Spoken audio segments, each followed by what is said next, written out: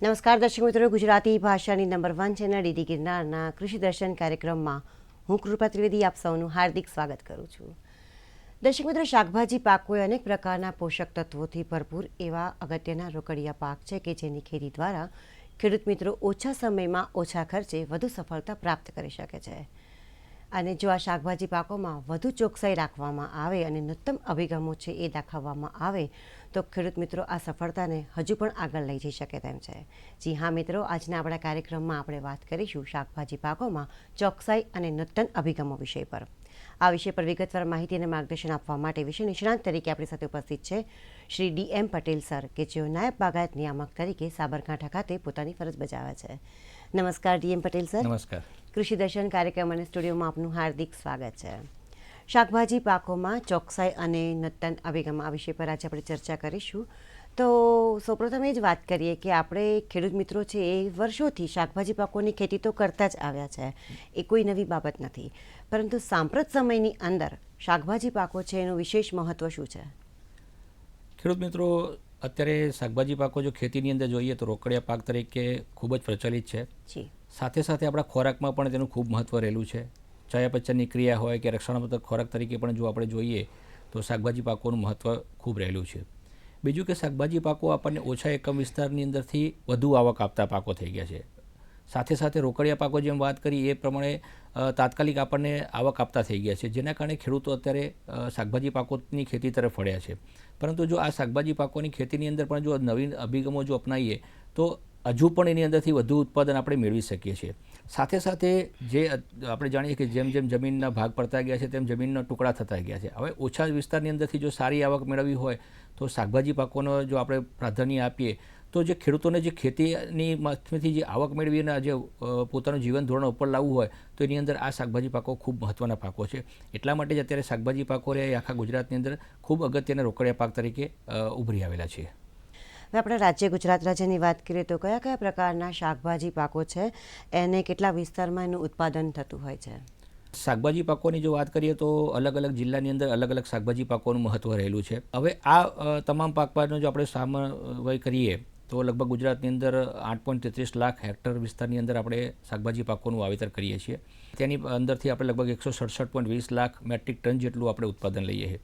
હવે જુદા જુદા જો પાકોની વાત કરીએ તો અલગ અલગ પ્રકારના પાકો છે. જેમ કે ફળ પાકો જોઈએ તો રીંગણ, ટમેટા, મરચાં છે. વેલાવાળા પાકો જોઈએ તો દૂધી, ગલકા, તુરિયા વગેરે પાકો આપણી પાસે છે. કઠોળ પાકોની અંદર કરીએ તો ગુવાર છે, ચોળી છે. આવા જે પાકો છે કઠોળ પાકોની અંદર આવે છે. પાંદડાવાળા પાકો જોઈએ તો કોબીજ, કોલીફ્લાવર ને બ્રોકોલી એવા પાકોની અંદર આવે છે.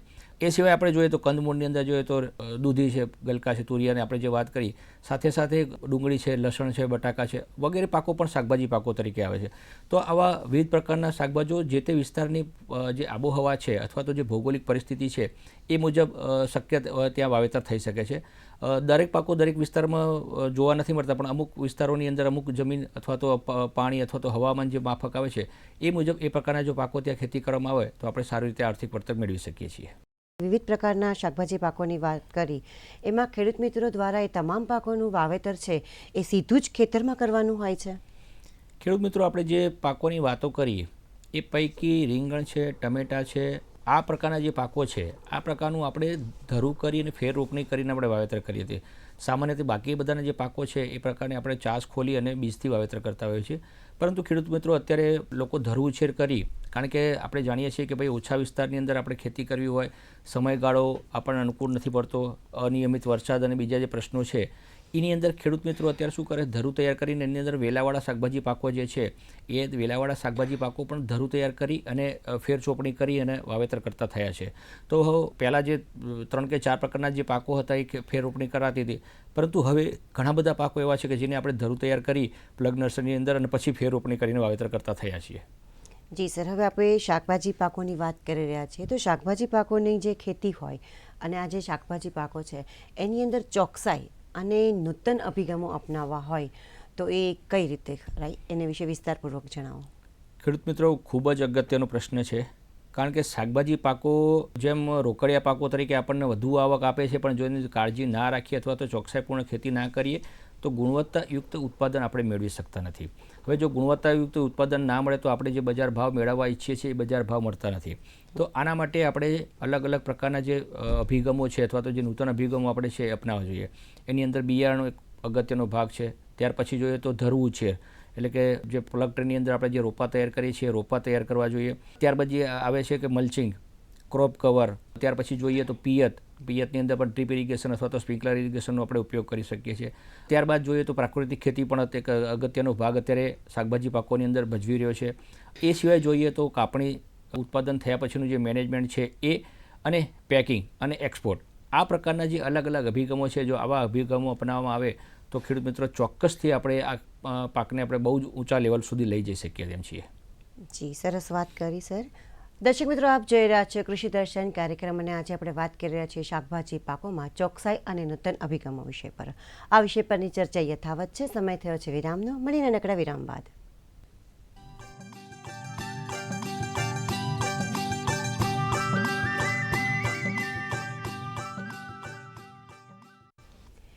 દર્શક મિત્રો, વિરામ બાદ ફરીવાર આપ સૌનું હાર્દિક સ્વાગત છે. આપ જોઈ રહ્યા છો કૃષિ દર્શન કાર્યક્રમ. શાકભાજી પાકોમાં ચોકસાઈ અને નૂતન અભિગમ આ વિષય પર શ્રી ડીએમ પટેલ સર ખરેખર ખૂબ જ અગત્યની માહિતી આપી રહ્યા છે. આપણી ચર્ચાને આગળ વધારીએ. સર, આપે જણાવ્યું કે ચોકસાઈ માટેના કયા કયા નૂતન અભિગમો છે, કયા પ્રકારે ચોકસાઈ દાખવી શકાય. હવે શાકભાજી પાકોમાં બિયારણની પસંદગી ખૂબ જ અગત્યની બાબત છે. તો બિયારણની પસંદગી તથા તેના ફાયદા વિશે વાત કરીએ. ખેડૂત મિત્રો, આપણે ગુજરાતીમાં કહેવત છે કે શરૂઆત સારી તો અંત સારો. જી. હવે જો શરૂઆત એટલે કે આપણું બિયારણની પસંદગી, જો આપણે સારી જાતના અત્યારે જે હાઇબ્રિડ બિયારણો બજારની અંદર મળે છે એ હાઇબ્રિડ બિયારણ જો પસંદ કરીએ, અથવા આપણા વિસ્તારની અંદર કે આપણા વાતાવરણને જે અનુકૂળતા થતા હોય એવા જો આપણે બિયારણ પસંદ કરીએ તો આપણે એની અંદરથી સારામાં સારું ઉત્પાદન, નિકાસલક્ષી ઉત્પાદન આપણે મેળવી શકીએ છીએ. એટલે બિયારણ એ ખૂબ અગત્યનો ભાગ ભજવે છે. ખેડૂત મિત્રો જ્યારે બિયારણની પસંદગી કરતા હોય ત્યારે આ બાબતનું બહુ ખાસ ધ્યાન રાખીએ. બીજું કે જો જે બિયારણ છે એ અત્યારના જે હાઇબ્રિડ બિયારણ છે વધુ આવક આપતા પાકો છે. ઓછા સમયની અંદર જે આપણે દેશી બિયારણ એની અંદર 5 મણનું ઉત્પાદન થતું હતું તો અત્યારે હાઇબ્રિડ બિયારણો 25 મણ સુધી આપણને ઉત્પાદન આપે છે. તો આ એક અગત્યનો ભાગ છે. એની અંદર આપણે બિયારણ લઈ શકીએ. જો બિયારણ ના લેતા હોય અને ક્યાંથી આપણે ધરુનું ખરીદી કરતા હોય, કારણ કે જેમ આપણે હવે વાત કરી એમ ઘણા બધા શાકભાજી પાકોની અત્યારે ધરુથી ફેરરોપણી કરીને વાવેતર થાય છે. તો જ્યારે ધરુની પણ પસંદગી થતી હોય ત્યારે પણ ખાસ કે જે માન્ય નર્સરીઓ હોય એવી માન્ય નર્સરીઓ પાસેથી જો આપણે ધરુ ગુણવત્તાવાળી ખાતરીવાળા જો ધરુ લાવીને આપણે વાવેતર કરશું તો આપણો જે ખેતી પાક છે સફળ 100% થશે. જી સર, બિયારણની પસંદગી અને તેના ફાયદા વિશે આપે ખૂબ સરસ રીતે માહિતી આપી. હવે પ્લગ નર્સરીની વાત કરીએ તો પ્લગ નર્સરી શું છે, તેની જરૂરિયાત શા માટે હોય છે અને તેના ફાયદા શું કહેશો? ખેડૂત મિત્રો, આપણે જેમ અગાઉ વાત કરી કે ભાઈ બિયારણની પસંદગી ખૂબ જરૂરી છે. હવે ઘણી વખત કેવું થાય છે કે આપણે બિયારણની જગ્યાએ ધરુ લાવીએ છીએ, તો જ્યારે ધરુ લાવતા હોય ત્યારે પ્લગ નર્સરી. હવે પ્લગ નર્સરી એટલે કે ભાઈ આપણે ગ્રીન હાઉસ કે નેટ હાઉસ જેવા રક્ષિત વાતાવરણની અંદર જે મીડિયા આવે છે એ મીડિયાની અંદર જે તૈયાર કરવામાં છોડ તૈયાર કરવામાં આવે છે એને આપણે પ્લગ નર્સરી કહીએ છીએ.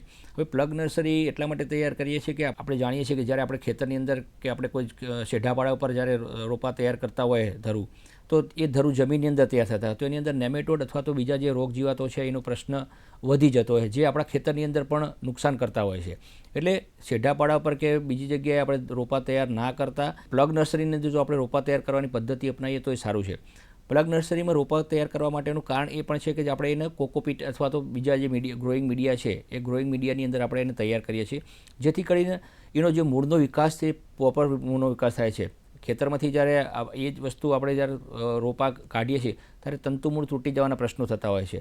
તો આની અંદર એ ફાયદો થાય છે કે તંતુમૂળ તૂટતા નથી, અને જ્યારે આપણે એને ખેતરની અંદર ફેર રોપણી કરીએ છીએ ત્યારે એ ફેર રોપણી થવાની સાથે એનો જે ગ્રોથ છે, વિકાસ છે એ ખૂબ ઝડપી થવા માંડે છે, જેના કારણે આપણને પ્લગ નર્સરીમાંથી જો ધરુ લેવાની પદ્ધતિ અપનાવીએ તો એ આપણા ખેતી માટે ફાયદાકારક થાય. હવે જો આના ફાયદાઓ જોઈએ તો એક તો આપણે સામાન્ય રીતે આપણે 30 દિવસનો ધરુ તૈયાર થયો હોય એવો ધરુ બજારમાંથી લાવતા હોય છે. એટલે આપણે ખેતી તૈયારી કરવા માટે જે 30 દિવસનો સમય છે એ આપણને મળી રહેતો હોય છે. એક પાક પછી બીજો પાક તાત્કાલિક લેવો હોય તો થઈ શકતો હોય. ઓછા એકમ વિસ્તારની અંદર આપણે સારી રીતે વાવેતર કરીએ. ધરુના કારણે આપણે મિકેનિકલ જો વાવણી માટેનું પણ પ્લાનિંગ કરવું હોય તો એ પણ કરી શકીએ છીએ. સાથે સાથે એક્સપોર્ટ ગુણવત્તા માટે પણ જો આપણે એક સરખું ગ્રોથ મળવાના કારણે જો પ્લાનિંગ કરતા હોય તો એ પણ કરી શકીએ છીએ. અત્યારે મિકેનિકલ હાર્વેસ્ટિંગનો પણ જમાનો છે, એટલે મિકેનિકલ હાર્વેસ્ટિંગ પણ જો આપણે કરવું હોય તો એ પણ આપણા માટે આ જે ધરુવાળીમાંથી જે ધરુ લીધા છે એની અંદર શક્ય હોય છે. તો આ પ્રકારની જો આપણે ખેતી માટે જો ખાસ પ્લગ નર્સરીના રોપાનો જો આગ્રહ રાખીએ તો એ આપણા માટે વધુ યોગ્ય રહેશે. જી સર, ખૂબ જ સરસ વાત કરી. હવે શાકભાજી પાકોમાં મલ્ચિંગ કરવાથી છે એ કેટલા પ્રકારના પાણીનો બચાવ થતો હોય છે અને એ સિવાય પણ એના બીજા કોઈ ફાયદા હોય તો જણાવો. ખેડૂત મિત્રો, જેમ આપણે અલગ અલગ જે નૂતન અભિગમ જોઈએ છે એની અંદર અત્યારે મલ્ચિંગ એ ખૂબ જ અગત્યનો નૂતન અભિગમ છે. આપ જાણીએ છીએ કે અત્યારે જે ખેતમજૂરના પ્રશ્નો છે ખૂબ વધુ થવા માંડ્યા છે. ખેતમજૂરો મળતા નથી. ખેતી માટે જે કામગીરી છે એવા કરવાવાળા માણસો ના મળવાના કારણે ખાસ કરીને નિંદામણના પ્રશ્નો બહુ જોવા મળે છે. જ્યારે ખેતરની અંદર બહુ નિંદામણ થતું હોય ત્યારે એ નિંદામણને દૂર કરવામાં ના આવે તો છોડને આપવામાં આવતો જે ખોરાક છે નિંદામણ એની અંદરથી પોષક તત્વો મેળવી લેતું હોય છે અને છોડનો ગ્રોથ અથવા વિકાસ અટકી જતો હોય છે. તો આવા સમયની અંદર જો મલ્ચિંગનો ઉપયોગ કરવામાં આવે તો મલ્ચિંગના કારણે ખાસ કરીને જે ખરપતવાર અથવા તો જેને આપણે નિંદામણ કહીએ છીએ, આ નિંદામણ જે છે એ ઉગતા નથી, જેના કારણે જે આપણી ખેતમજૂરીનો મોટાભાગનો જે હિસ્સો છે એ બચી જાય છે, જેથી કરીને ખેડૂતનો જે શરૂઆતનો જે ખર્ચ છે એ ખર્ચ જ ઘટી જાય છે. સાથે સાથે એની અંદર ડ્રીપનો આપણે ઉપયોગ કરેલો હોય છે, જેથી કરીને જે પિયત પણ આપીએ છીએ ખુલ્લા ખેતરમાં આપણે પિયત નથી આપતા, જેના કારણે આપણું પાણીનું પણ બચત થાય છે. ત્રીજું અગત્યની વસ્તુ છે કે આપણા ખાતરો, આપણે જે ખુલ્લા ખેતરની અંદર ખાતરો પૂંખીને આપીએ છીએ તે હવામાં ઉડી જવાના અથવા તો જો વધુ પાણી હોય તો જમીનમાં લીચિંગ થઈ જતા હોય છે. જ્યારે ટપકમાં જે વોટર સોલ્યુબલ ખાતર છે એ જો આવા વોટર સોલ્યુબલ ખાતરો આપવામાં આવે તો જે ખાતરનો જે મોટાભાગનો ખર્ચ છે અત્યારે મોંઘા ભાવના જે ખાતરો આપણને મળે છે એ મોંઘા ભાવના ખાતરો આપણે જ્યારે લાવી અને ઉપયોગ કરીએ તો એનો કાર્યક્ષમ ઉપયોગ થાય છે. તો મલ્ચિંગના અનેકવિધ ફાયદા હોવાના કારણે ખેડૂત મિત્રો જો શાકભાજી પાકોમાં મલ્ચિંગની પદ્ધતિ જો અપનાવવાની ટેવ રાખો તો એ યોગ્ય રહેશે આપણા માટે. બરાબર છે, વધુ ફાયદાકારક સાબિત 100% થશે. હવે શાકભાજી પાકોમાં લો ટનલ કે ક્રોપ કવર છે તો એનો વિશેષ ઉપયોગ શું હોય છે એ વિશે આપણા ખેડૂત મિત્રો સાથે વાત કરીએ. ખેડૂત મિત્રો, છેલ્લા ઘણા સમયથી ઘણા બધા વિસ્તારની અંદર ખેડૂત મિત્રો શાકભાજી પાકોની અંદર લો ટનલ અથવા તો આપણે જેને ક્રોપ કવર પણ તરીકે ઓળખીએ છીએ, જે સામાન્ય રીતે નોન વુવન ટાઈપનું મટીરિયલ આપણે ઉપયોગ કરતા હોય છે, એનો ઉપયોગ કરતા થયા છે. હવે શાકભાજી પાકોની અંદર આ એક બહુ જ અગત્યનું પરિબળ કહી શકે જેની અંદર આપણે ખેડૂત મિત્રો અપનાવે છે, પણ હજુ એટલા બધા ખેડૂત મિત્રો હજુ એની અંદર અપનાવતા નથી થયા. તો આની અંદર જેમ વાત કરીએ તો લો ટનલની અંદર આપણે શું કરીએ કે જ્યારે શાકભાજી પાકો આપણે વહેલા કે મોડા કરવા હોય, આપણે જાણીએ છીએ કે બજારની અંદર જ્યારે એકસાથે બધું શાકભાજી આવતું હોય ત્યારે એના બજાર ભાવ ઘટી જતા હોય છે. તો આપણું શાકભાજી બીજાના કરતાં 10 દિવસ કે 15 દિવસ વહેલું લાવવું હોય તો આપણે એનું વાવેતર વહેલું કરવું પડે. હવે જ્યારે વાવેતર વહેલું કરવા જઈએ ત્યારે ગરમી અથવા તો વધુ પડતી ઠંડી એ આપણા પાકના શરૂઆતના ગાળામાં નુકસાનકારક સાબિત થતી હોય તો એ સમયે આપણે લો ટનલ બનાવી એટલે કે નાના પ્રકારનું ટનલ બનાવી અથવા તો જે નોન વુવન ટાઈપનું જે મટીરિયલ આવે છે એનું ક્રોપ કવર નથી અને ઢાંકી દઈએ તો એ સમયની અંદર જ્યારે શરૂઆતના જે ગાળો છે કે 30 થી 45 દિવસનો જે ગાળો છે એ આપણા છોડને બાહ્ય વાતાવરણ તેમજ રોગજીવાતથીને કવર કરીને રાખે છે, જેના કારણે જે છોડનો વિકાસ છે બહુ ખૂબ ઝડપી થાય છે, એને યોગ્ય વાતાવરણ મળે છે, સાથે સાથે રોગ અને જીવાત સામે રક્ષણ મળતું હોવાના કારણે આપણો પાક બીજાના કરતાં બજારની અંદર વહેલો આવે છે, જેના કારણે આપણને આર્થિક વળતર પણ ખૂબ સારું મળતું થાય છે. એટલે કે આ લો ટનલ અને ક્રોપ કવરના ઘણા બધા ફાયદાઓ ચોક્કસથી ખેડૂત મિત્રો માટે રહેલા છે. દર્શક મિત્રો, આપ જોઈ રહ્યા છો કૃષિ દર્શન કાર્યક્રમ અને આજે આપણે વાત કરી રહ્યા છીએ શાકભાજી પાકોમાં ચોકસાઈ અને નૂતન અભિગમો વિષય પર. આ વિષય પરની ચર્ચા યથાવત છે. સમય થયો છે વિરામનો. મળીને નાનકડા વિરામ બાદ.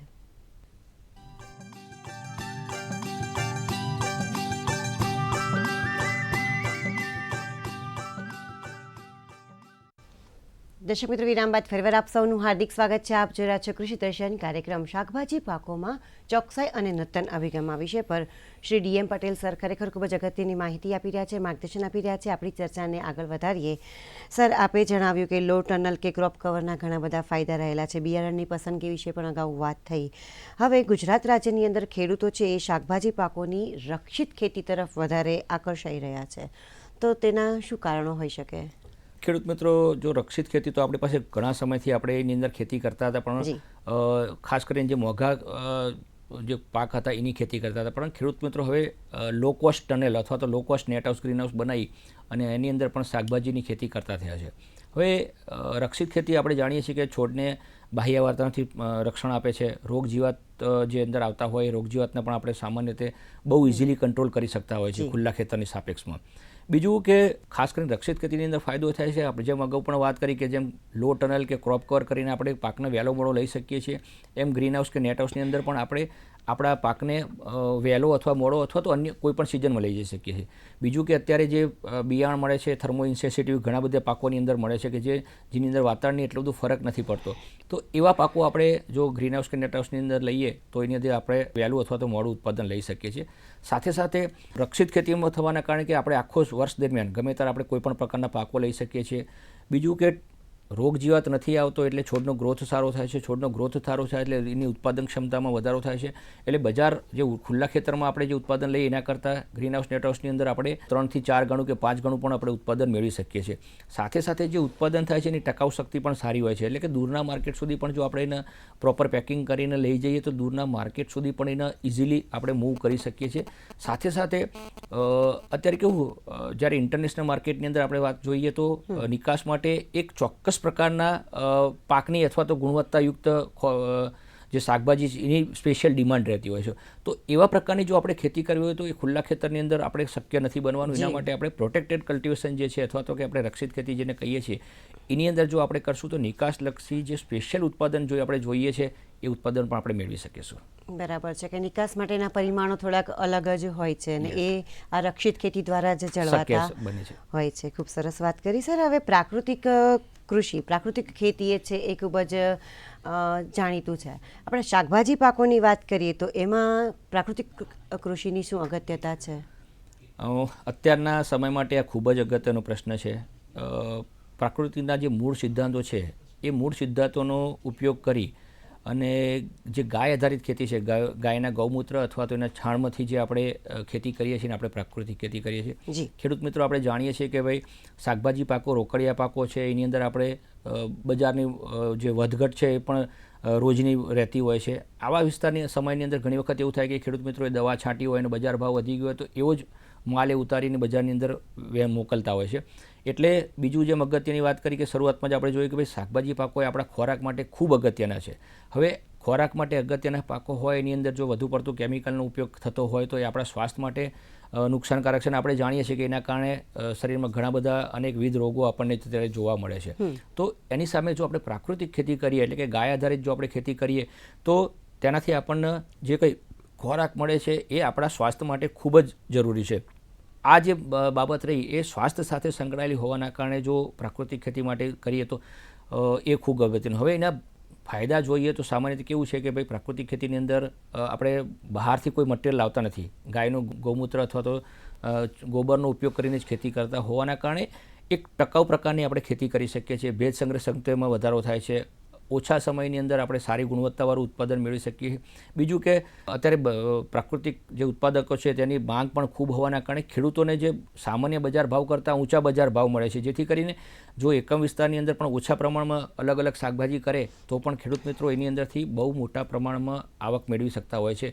એટલે ખેડૂત મિત્રો પ્રાકૃતિક ખેતી બહુ અગત્યની ખેતી છે. જો આ બાબતે આપણે લક્ષ્ય રાખીને એ તરફ વળશું ભલે આપણે 100% ના કરી શકીએ પણ શરૂઆત આપણે ઓછી જમીનમાંથી કરીએ અને ધીરે ધીરે સમસ્યા આપણે સંપૂર્ણ જમીનની અંદર પ્રાકૃતિક ખેતી કરીએ તો શાકભાજી પાકો માટે આ એક વરદાનરૂપ સાબિત થશે. જી સર, ખૂબ જ સરસ વાત કરી. હવે શાકભાજી પાકોમાં આપણે ચોકસાઈ અને નૂતન અભિગમોની વાત કરી રહ્યા છીએ તો શાકભાજી પાકોમાં કાપણી જ્યારે કરવાની હોય છે ત્યારે અને તેના પેકિંગ વખતે અને નિકાસ માટે કયા પ્રકારની ચોકસાઈ રાખવી જોઈએ અને કયા પ્રકારના નૂતન અભિગમો અપનાવી શકાય? ખેડૂત મિત્રો સામાન્ય રીતે આપણે જોઈએ છીએ, અમે પણ ફિલ્ડની અંદર ફરતા હોય ત્યારે અમને જોવા મળતું કે ખેડૂત મિત્રો જે ઉત્પાદન માટે જેટલું મથામણ કરે છે એટલું એને કાપણી અને એની પછીના જે સંગ્રહ વ્યવસ્થા એના માટે એ લોકો ધ્યાન નથી આપતા. એટલે જ આપણે લગભગ 25 થી 30% કરતાં પણ વધુ જે કાપણી પછીનું જે નુકસાન છે એ આપણે શાકભાજી પાકો, ફળ પાકો અને અન્ય પાકોની અંદર પણ આપણને જોવા મળતું હોય છે. તો ખાસ કરીને જ્યારે શાકભાજી પાકો છે એ મેં કીધું ચોક્કસ રંગ, ચોક્કસ કલર અથવા ચોક્કસ શેપની અંદર જ બજારની અંદર ડિમાન્ડ એની રહેતી હોય છે. તો એ મુજબની જ્યારે આપણે ખેતી કરવી હોય અથવા તો એ મુજબનું આપણું ઉત્પાદન થતું હોય એને જો આપણે કાપણી વખતે ધ્યાન આપીએ અને પ્રોપર સમય એટલે કે એક મેચ્યોરિટી સ્ટેજ ઉપર જો એને તોડવામાં આવે તો એ આપણને ફાયદો થતો હોય. હવે દૂરના માર્કેટ સુધી લઈ જવું હોય તો આપણે થોડું ટમાટરની વાત કરીએ તો હવે ટમાટર એકદમ પાકી ગયેલું ટમાટર આપણે તોડીને દૂરના માર્કેટ સુધી મોકલવા માંગીએ તો એ શક્ય નથી બનવાનું, એની અંદર નુકસાન થવાના ચાન્સીસ છે. પરંતુ સામાન્ય લાલ થવાની શરૂઆત થઈ હોય એવા સમયે જોઈને તોડીને મોકલવામાં આવે તો દિલ્હી અથવા તો દૂરના માર્કેટ સુધી પણ આપણે એને મોકલી શકીએ છીએ. એ જ રીતે પેકિંગનું પણ મહત્ત્વ છે. પેકિંગ જો પ્રોપર પેકિંગ હશે તો જ એ માલ છે એ દૂરના માર્કેટ સુધી પણ જશે અથવા તો લોકલ માર્કેટની અંદર પણ જ્યારે વેચવું હોય ત્યારે એ અગત્યનું છે. ટમેટા જેવા પાકોની અંદર લાકડાની કે પેટી કરી શકીએ, બીજા શાકભાજીની પાકોની અંદર આપણે કેરેટનો ઉપયોગ કરી શકીએ. સામાન્યતઃ અત્યારે પ્લાસ્ટિકના જબલાની પદ્ધતિ છે પણ એની અંદર પણ જ્યારે અત્યારે ગરમીનું પ્રમાણ સતત વધતું હોય તો એની અંદર બફારો થવાના કારણે જે કંઈ આપણું ઉત્પાદન છે એ ઉત્પાદન બગડવાની શક્યતા રહેતી હોય છે. એટલે પ્રોપર કાપણી, પેકિંગ આ બંને વસ્તુ ઉપર જો આપણે ધ્યાન આપીશું તો આપણે જે ઉત્પાદન કરીએ છીએ એનું ચોક્કસ આપણને વળતર મળશે. કારણ કે ઉત્પાદન કરીને જે ગ્રાહક છે અથવા તો જે વેપારી છે એને એ જ સ્વરૂપમાં જો આપણે પહોંચાડીશું તો જ એ આપણને સારા ભાવ આપશે. તો ખેડૂત મિત્રો ખાસ કાપણી અને પેકિંગ પર જો ધ્યાન આપશું તો આપણી જે જરૂરિયાત છે એને આપણે સંતોષી શકીશું. ખૂબ સરસ વાત કરી કે ગ્રાહકને જો ગમી જાય એવી પ્રોડક્ટ હોય, ઉત્પાદન હોય તો એ ચોક્કસથી ફટાફટ લઈ લેશે. સર, સમગ્રપણે આપણે આ શાકભાજી પાકોમાં ચોકસાઈ અને નૂતન અભિગમ વિશે ટૂંકમાં સંદેશ આપવો હોય તો શું કહેશો? ખેડૂત મિત્રો, શાકભાજી પાકો અગત્યના પાકો છે, પરંતુ જેમ મેં વાત કરી કે બિયારણથી લઈ અને કાપણી સુધીના જે અલગ અલગ અભિગમો છે, નૂતન અભિગમો, અત્યારે લો ટનલ, પોલીટનલ આપણી પાસે બહુ સારા છે. પ્લગ નર્સરી એ બહુ અગત્યની બાબત છે.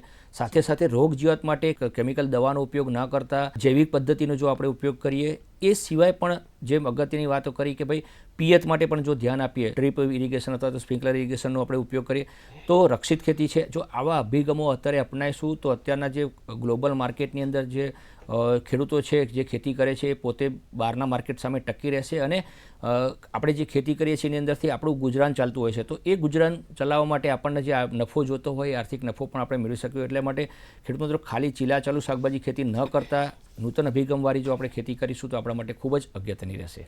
જી, શ્રી ડીએમ પટેલ સર, આપ અહીં પધાર્યા અને અમારા દર્શક મિત્રોને શાકભાજી પાકોમાં ચોકસાઈ અને નૂતન અભિગમો કેવી રીતે રાખી શકાય, કેવી રીતે દાખવી શકાય વિશે ખરેખર ખૂબ જ અગત્યનું માર્ગદર્શન આપ્યું. એ માટે આપનો ખૂબ જ આભાર. નમસ્કાર. નમસ્કાર. તો મિત્રો, અમને આશા છે કે આજે મળેલી માહિતી દ્વારા આપ પણ વધુ ચોકસાઈ દાખવી, વધુ નૂતન અભિગમો અપનાવી વધુ સફળતા 100% પ્રાપ્ત કરશો જ. ફરીથી મળીશું કૃષિ દર્શનના નવા કાર્યક્રમમાં નવા વિષય સાથે. ત્યાં સુધી આપ જ્યાં પણ રહો, સુખી, સફળ અને સ્વસ્થ રહો એવી શુભકામનાઓ સાથે રજા લઈએ. નમસ્કાર.